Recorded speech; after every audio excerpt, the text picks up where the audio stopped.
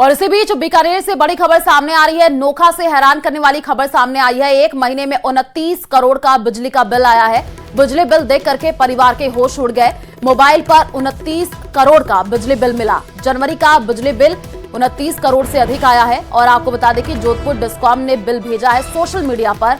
अब ये bill viral हो रहा है। बीकानेर के नोखा से बड़ी जानकारी। एक महीने का बिजली का बिल आप सोचिए 29 करोड़ रुपए आया है। और तस्वीरें भी आपको टीवी स्क्रीन पर दिखा रहे हैं। जो बिजली बिल आया है वो टीवी स्क्रीन पर आपको दिखा रहे हैं। और इस बिजली बिल को देख करके परिवार के होश उड़ गए हैं। मोबाइल पर 29 करोड़ का बिजली का बिल मिला है। जोधपुर डिस्कॉम ने ये बिल भेजा है और एक महीने का ये बिजली का बिल बताया जा रहा है। बीकानेर के नोखा से ये बड़ी जानकारी सोशल मीडिया पर अब ये बिल जम करके वायरल हो रहा है। ज्यादा जानकारी के लिए संवाददाता विक्रम हमारे साथ जुड़ चुके हैं। विक्रम, एक महीने में 29 करोड़ का बिजली का बिल आया है, क्या कुछ जानकारी पूरे मामले को लेकर के?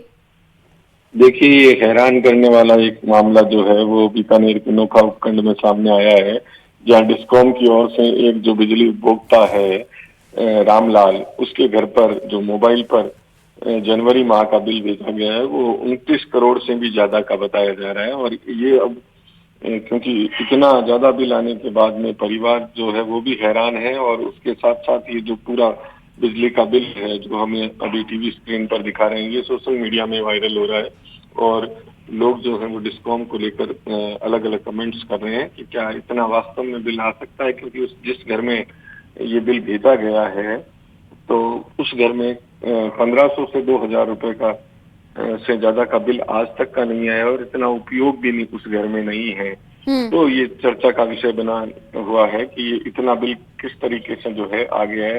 हालांकि ये माना जा रहा है कि निश्चित रूप से कहीं ना कहीं ये जो बिल बनाए जाते हैं उनमें कहीं ना कहीं त्रुटि के कारण से इस तरह का बिल जो है आया है। लेकिन बिल आने के बाद उपभोक्ता जो है वो काफी हैरान और परेशान है और डिस्कॉम से जो है वो संपर्क किया जा रहा है। क्योंकि सोशल मीडिया पर ये जो बिल आया है वो वायरल भी हो रहा है। अधिकारियों की तरफ से कोई बयान सामने आया है इस पूरे मामले को लेकर के? क्या गलती से ये बिल आया है? क्योंकि एक महीने का बिजली का बिल इतना कैसे आ सकता है? जी, निश्चित रूप से यही हैरान करने की बात है कि इतना बिल एक घर में, और वो भी एक साधारण परिवार के घर में बिजली का बिल नहीं आ सकता है। हालांकि डिस्कॉम के अधिकारियों से हमने भी पहले संपर्क करने की कोशिश की थी, लेकिन हमारी बात नहीं हो पाई उनसे। और अभी जो है उपभोक्ता जो है वो डिस्कॉम से संपर्क कर रहा है। ये अभी तक खुलासा नहीं हुआ है कि क्या इसके कारण रहे हैं जिसकी वजह से ये इतना बड़ा बिल। ठीक है, आप नजर बना करके रखिए। फिलहाल शुक्रिया तमाम जानकारी साझा करने के लिए। कोटा में पुलिस के जवानों की तत्परता से एक एडवोकेट की जान बच गई। पुलिस के जवानों ने एडवोकेट को प्राथमिक चिकित्सा और सीपीआर देकर के जान बचाई है। दरअसल नयापुरा विवेकानंद चौराहे पर बाइक सवार युवक एडवोकेट अश्विनी शर्मा तबीयत बिगड़ने पर पुलिस कर्मियों के पास पहुंचा था। अश्विनी सांस लेने में काफी उसको परेशानी हो रही थी। वो बेहोशी की हालत में जा रहा था, लेकिन यातायात व्यवस्था संभाल रहे हेड कांस्टेबल राजेंद्र सिंह ने सूझबूझ दिखाते हुए प्राथमिक इलाज और सीपीआर देना शुरू कर दिया, जिससे उसकी जान बच गई। जिसके बाद परिजनों ने अश्विनी शर्मा की जान बचाने के लिए कोटा पुलिस को धन्यवाद भी दिया है।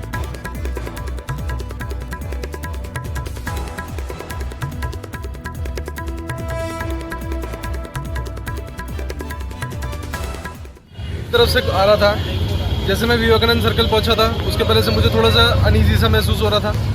तो जैसे मैं इस चौराहे पे पहुंचा, नयापुरा चौराहे पे, तो मेरे को बिल्कुल समझ में नहीं आ रहा था कि मेरे साथ हो क्या रहा है। तो यहाँ पर जो पुलिस वाले भाई साहब अपॉइंटेड थे, नाम मुझे राजेंद्र जी, हाकिम जी और अरविंद जी, इन तीनों को मैंने बताया। तो इन तीनों ने मेरी ऐसी हेल्प करी कि मैं बता नहीं सकता। पुलिस वाले भाई साहब को फ़ोन आया कि आपके बेटा इस तरह से थोड़ा सा तबीयत खराब हो रही है विवेकानंद सर्किल पे। तो डेफिनेटली जैसा सबका होता है, हमारे भी होश खराब हो गए। मैं और मेरी टीम श्रीमान एसपी साहब के आदेश अनुसार यहाँ विवेकानंद सर्किल पे ट्रैफिक व्यवस्था कर रही थी। इतने में ये भाई साहब आए अपने खुनाड़ी की तरफ से। इन्होंने कहा कि मुझे बेचनी हो रही है, उनका पूरा शरीर ठंडा पड़ा हुआ था। और इसी बीच बीकानेर से बड़ी खबर सामने आ रही है। पराली के स्टॉक में अचानक से आग लग गई। छतरगढ़ स्थित बायोमास पावर प्लांट में यह भीषण आग लगी है। सूचना पर अधिकारी मौके पर पहुंचे हैं। आग पर काबू पाने का प्रयास किया जा रहा है। तेज हवाओं के चलने के कारण आग ने विकराल रूप ले लिया। संसाधनों के अभाव में बड़े नुकसान होने की आशंका है। सरपंच प्रतिनिधि सद्दाम हुसैन ने कहा, प्लांट में फायर फाइटिंग की कोई सुविधा नहीं, पराली ज्वलनशील है, जिसके चलते आग पर काबू पाना मुश्किल हो रहा है। तस्वीरें भी आपको बीकानेर के छतरगढ़ से दिखा रहे हैं, जहां पर पराली के स्टॉक में अचानक से ये आग लग गई। संसाधनों के अभाव में बड़े नुकसान होने की आशंका जताई जा रही है। छतरगढ़ स्थित बायोमास पावर प्लांट में ये भीषण आग लगी है। आग पर काबू पाने का जो प्रयास है वो भी किया जा रहा है, लेकिन तस्वीरें आप देखिए, लपटे आग की कितनी ज्यादा तेज होती हुई दिख रही हैं। बीकानेर के छतरगढ़ से ये तस्वीर सामने आई है। सूचना पर अधिकारी मौके पर पहुंचे हैं।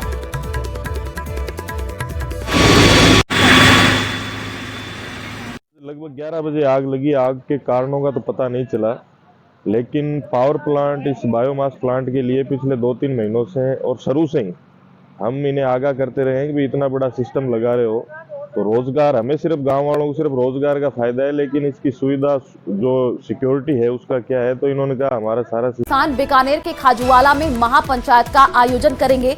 महापंचायत में आंदोलन की आगामी रणनीति तय होगी। वहीं प्रशासन किसानों की मांगों पर सकारात्मक कार्रवाई का भरोसा दे रही है, जबकि किसान सिंचाई पानी नहीं मिलने तक चक्का जाम जारी रखने का फैसला कर चुके हैं। बड़ी जानकारी, सिंचाई पानी को लेकर के चक्का जाम जारी है और कई दौर की वार्ता भी हुई है, लेकिन ये वार्ता विफल रही। आज किसान महापंचायत का आयोजन करेंगे, ऐसी जानकारी मिल रही है।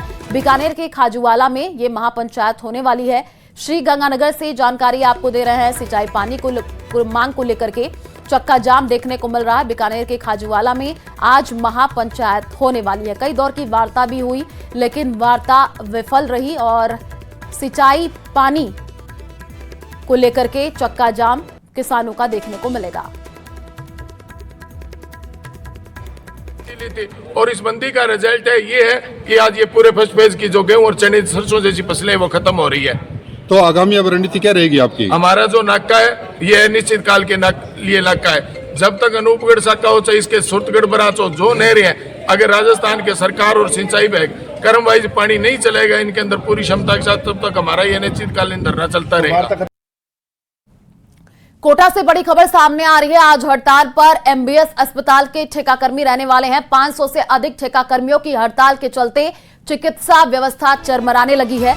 मरीजों और उनके परिजनों की बढ़ती परेशानियां जा रही हैं और एरियर सहित विभिन्न मांगों को लेकर के ठेकाकर्मी आंदोलन की राह पर हैं।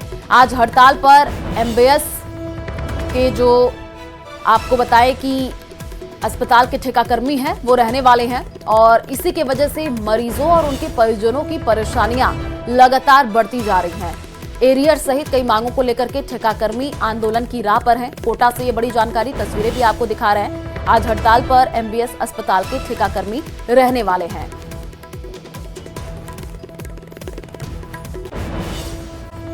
और पाली से बड़ी खबर सामने आ रही है। पाली में साइबर ठगों का आतंक देखने को मिला है। साइबर ठगों ने विदेशी महिला से 11,80,000 रुपए ठगे हैं। जार्डन आश्रम से जुड़ी महिला ने पाली आकर के ट्रांसफर किए रुपए और ठग ने महिला के मोबाइल नंबर को आपराधिक गतिविधियों में शामिल बताया है। महिला डबोर का मेरिन उर्फ मंगलपुरी विश्वदीप गुरुकुल आश्रम श्याम नगर सोडाला में रहती है। पाली से ये बड़ी जानकारी। पाली में साइबर ठगों का आतंक देखने को मिला है। महिला के मोबाइल नंबर को आपराधिक गतिविधियों में शामिल भी बताया जा रहा है और साइबर ठगों ने विदेशी महिला से 11,80,000 रुपए ठगे हैं। जयपुर में पिछले साल हुए गैस टैंकर ब्लास्ट में 20 लोगों की मौत ने पूरे देश को झकझोर करके रख दिया था। ऐसा ही हादसा सीकर में भी होने वाला था, मगर पुलिस और फायर कर्मियों ने अग्निकांड से पहले गैस रिसाव को रोक लिया। सीएनजी सिलेंडर से भरे ट्रक जब सीधे यात्रियों से भरी बस से टकराया तो लोगों की जान हलक में आ गई। ये रिपोर्ट देखिए। सीकर में भाकरोटा जैसा गैस हादसा। सीएनजी से भरे ट्रक से टकराई निजी बस। बस की खिड़कियों से कूदकर भागे यात्री। सीकर जिले के फतेहपुर में भाकरोटा जैसा बड़ा हादसा हो सकता था। गनीमत ये रही कि गैस रिसाव को समय रहते कंट्रोल कर लिया गया। दरअसल सीकर नेशनल हाईवे 52 पर लोक परिवहन बस को सीएनजी सिलेंडर से भरे ट्रक ने टक्कर मार दी। इस टक्कर के तुरंत बाद ट्रक से तेजी से गैस लीक होने लगी। इससे बस में सवार यात्रियों में हड़कंप मच गया। गैस से भरे कंटेनर की टक्कर के बाद यात्रियों में अफरा तफरी मच गई। बस में मौजूद एक यात्री ने बताया कि टक्कर लगते ही एक सफेद रंग की गैस हवा में तेजी से फैल गई और पूरी बस के अंदर भर गई। घबराकर कई लोग खिड़कियों से कूदे और कुछ दरवाजे से बाहर निकलकर घटनास्थल से दूर भागे। यात्री इतने ज्यादा घबरा गए कि अपने सामान, मोबाइल और बैग तक बस के अंदर ही छोड़कर भाग खड़े हुए। गैस रिसाव के खतरे को देखते हुए प्रशासन ने हाईवे पर ट्रैफिक रोक दिया। इस दौरान करीब 5 किलोमीटर लंबा जाम लग गया। हादसा फतेहपुर कस्बे में शाम करीब 4 बजे हुआ। हादसे की सूचना मिलते ही फतेहपुर, लक्ष्मणगढ़, रामगढ़ और सीकर से फायर ब्रिगेड की 5 गाड़ियां मौके पर पहुंच गईं। 1 घंटे की मशक्कत के बाद गैस रिसाव पर काबू पा लिया गया। पुलिस के मुताबिक ये एलपीजी सिलेंडर की तरह नहीं है, सीएनजी गैस से भरे सिलेंडर हैं और वो एक दूसरे से कनेक्टेड हैं। धीरे धीरे एक एक करके लीक हुए हैं। अगर एक साथ लीक होते तो ब्लास्ट हो जाता। ये शाम को 3:30-4 बजे के लमसम प्राइवेट सीएनजी कंपनी का कैंटर आ रहा था। इसके अंदर 40 के लगभग सिलेंडर्स भरे हुए थे सीएनजी के। ड्राइवर ने गलती करी और ना जो लोकल वैन की बस करी थी उसके अंदर टक्कर हो गई, जिसकी वजह से सीएनजी की लीकेज शुरू हो गई। इमीडिएट आकर के ट्रैफिक को रुकवाया गया। ट्रैफिक जो, क्योंकि ये नेशनल हाईवे है, बीकानेर, चूरू, गंगानगर, हनुमानगढ़ वाले सारा ट्रैफिक हम लोगों ने लक्ष्मणगढ़ से डाइवर्ट कराया, इधर से रतनगढ़ से डाइवर्ट कराया। पूरे घटनाक्रम में किसी प्रकार की कोई जनहानि नहीं हुई है। और वो कंपनी के जो टेक्नीशियंस हैं वो आगे, उन्होंने पूरा ये टैंकर खाली कर दिया, इसको सुरक्षा के लिए साइड में खड़ा करवा दिया। बता दें कि पिछले साल 20 दिसंबर को जयपुर के भाखरोटा में भीषण अग्निकांड हुआ था। गैस रिसाव के बाद हुए जोरदार धमाके ने पूरे इलाके को हिलाकर रख दिया था। इस भीषण आग में ट्रक, बस, कार समेत 50 से ज्यादा वाहन जलकर राख हो गए थे। करोड़ों रुपए का नुकसान हुआ था और कई परिवारों की जिंदगियां भी तबाह हो गई थी। यह हादसा जयपुर वासियों के लिए एक भयानक याद बन चुका है। न्यूज़ 18 के लिए सीकर से संदीप कुमार की रिपोर्ट।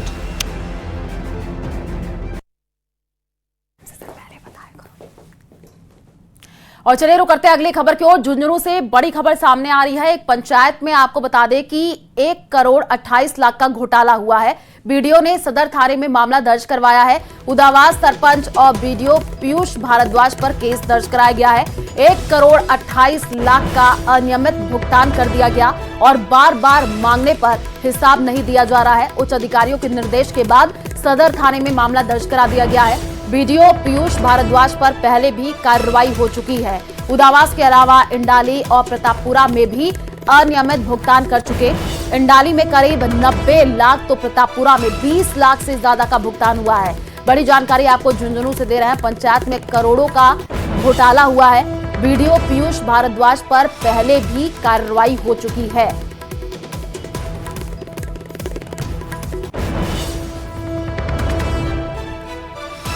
पंचायत राज विभाग के पोर्टल प्रभारी से हमें दिशा निर्देश प्राप्त हुए थे कि अमुक पंचायतें हैं जिनमें उदावास भी थी, इनकी जांच करवाई तो इनका जो ई पोर्टल से जो सिंगल संविदा कर्मचारी वेंडर बनाकर जो भुगतान किया गया है उसकी राशि अनुमानित 1 करोड़ 28 लाख 43,095 रुपये की आ रही है।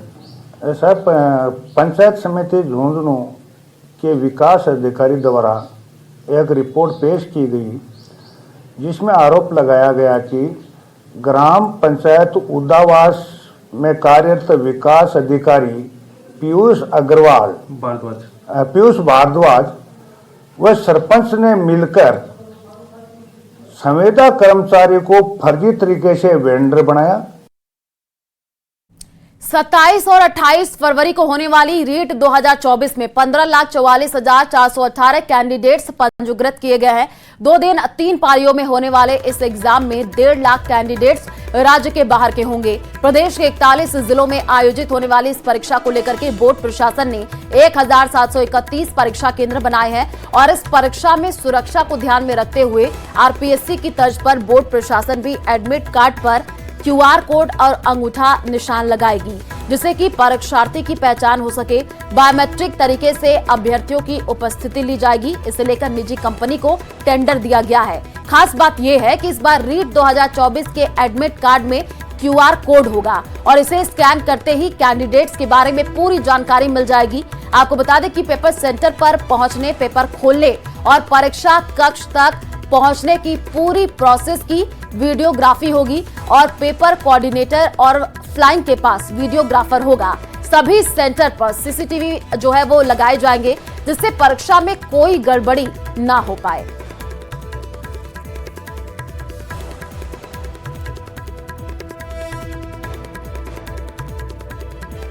नीट परीक्षा 27 और 28 फरवरी को आयोजित होने जा रही है। इसके लिए परीक्षार्थियों को जो प्रवेश पत्र जारी किए जाएंगे उसमें QR कोड की व्यवस्था की जाएगी, जिसे स्कैन करने पर परीक्षार्थी की डिटेल प्राप्त हो जाएगी। और इसी बीच उदयपुर से बड़ी खबर सामने आ रही है। मुख्यमंत्री भजनलाल शर्मा का आज उदयपुर दौरा रहने वाला है। शाम 5:40 पर वायुयान से पहुंचेंगे उदयपुर के डबोक एयरपोर्ट। सीएम का सर्किट हाउस में रात्रि विश्राम का कार्यक्रम है। 18 फरवरी को सुबह 9 बजे अनंता रिजॉर्ट जाएंगे। द्वितीय अखिल भारतीय राज्य जल मंत्रियों के सम्मेलन में सीएम भजनलाल शामिल होंगे। बड़ी जानकारी, उदयपुर के दौरे पर सीएम भजनलाल रहने वाले हैं। 18 फरवरी को सुबह 9 बजे अनंता रिजॉर्ट जाएंगे, ऐसे भी जानकारी मिल रही है। द्वितीय अखिल भारतीय राज्य जल मंत्रियों के सम्मेलन में शामिल।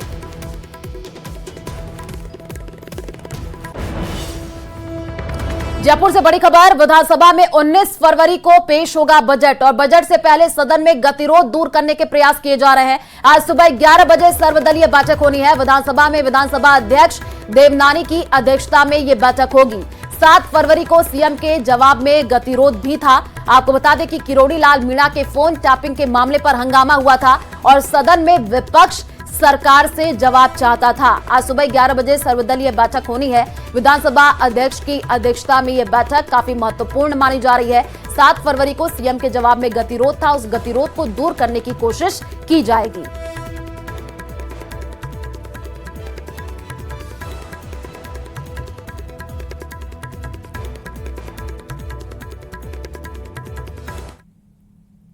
बीकानेर से बड़ी खबर सामने आ रही है। शहर भाजपा जिलाध्यक्ष का काउंटडाउन शुरू हो गया है। आज होगी शहर जिलाध्यक्ष की घोषणा। 7 लोगों ने जिलाध्यक्ष के लिए नामांकन किया है। एक नाम पर सर्वसम्मति बनाने के लिए प्रदेश से प्रतिनिधि आएंगे। सामूहिक चर्चा के बाद घोषणा होगी। चुनाव प्रभारी दशरथ सिंह के समक्ष महावीर रांका, मोहन सुराणा, सुमन छाजेड़, राजेंद्र पवार सहित 7 लोगों ने दावेदारी की है। जिलाध्यक्ष को लेकर के कई दिनों से संगठन में खींचतान भी चल रही थी, तो शहर भाजपा जिलाध्यक्ष का काउंटडाउन शुरू हो गया है। ये बड़ी जानकारी आपको बीकानेर से दे रहे हैं। आपको बता दें कि कई दिनों से संगठन में खींचतान भी जिलाध्यक्ष को लेकर के चल रही है और कई नाम आपको बता दें जो नामांकन किए गए हैं। एक नाम पर सर्वसम्मति बनाने के लिए प्रदेश से प्रतिनिधि आएंगे और सामूहिक चर्चा के बाद से ही घोषणा होगी। और चलिए फिलहाल इस बुलेटिन में इतना ही। बाकी खबरों के लिए आप देखते रहिए न्यूज़ 18 राजस्थान। नमस्कार।